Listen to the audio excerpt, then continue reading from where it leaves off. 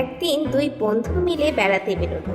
যেতে যেতে পথে হঠাৎ একটা বিশাল ভাল্লুকের সামনে এসে পড়ল। দুই বন্ধুর মধ্যে একজন গাছে উঠতে জানত, বিপদ বুঝে তখনই একটা পাশের বড় গাছে উঠে পড়ল। অন্য বন্ধুটি যে গাছে উঠতে পারতো না এটা জেনেও বন্ধুর কথা না ভেবে সে বিপদের মুখে তাকে ফেলে নিশ্চিন্তে আত্মরক্ষার ব্যবস্থা করল।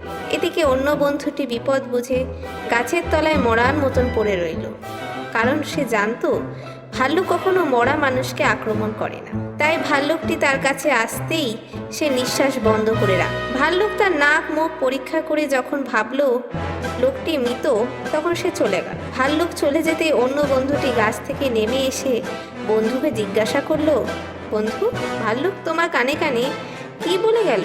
বন্ধুর কথা শুনে হেসে উত্তর দিল, ভাল্লুক আমার কানে কানে বলল, যে বন্ধু বিপদে পাশে থাকে না, ভবিষ্যতে যেন তেমন বন্ধুর সঙ্গে আর পথ না চলি।